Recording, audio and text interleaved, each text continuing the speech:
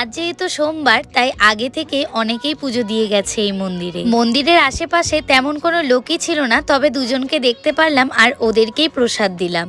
যাই হোক, পুজোটা বোধহয় সার্থক হলো। চলে আসলাম জামা কাপড়ের দোকানে। একটাও ছোট্ট পুচকি আছে, যার জন্য জামা কাপড় দেখতে আসলাম। তবে আমি যেই ধরনের ড্রেস চাচ্ছি সেটা এখানে পাওয়া গেল না, আর নেওয়াও হলো না।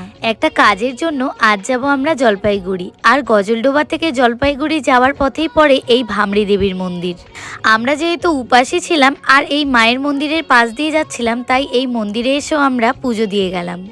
ভাগ্যে থাকলে যা হয়। আমরা কিন্তু আশাও করিনি এই ঠাকুরের মন্দিরে আজ আসবো, পরে একদিন আসার কথা ছিল। তবে দেখো আজকে কিভাবে হয়েই গেল এই মন্দিরে আসা। একটা কথা তোমাদের বলে দিই, এই বাচ্চাগুলো এখানে তুলছে চাঁদা। আসলে এই ভিডিওটা ছিল প্রায় 1 মাস আগের। ব্যস্ততার কারণে আমি ভিডিওটা এডিট করতে পারিনি, আর তোমাদের সাথেও শেয়ার করা হয়নি।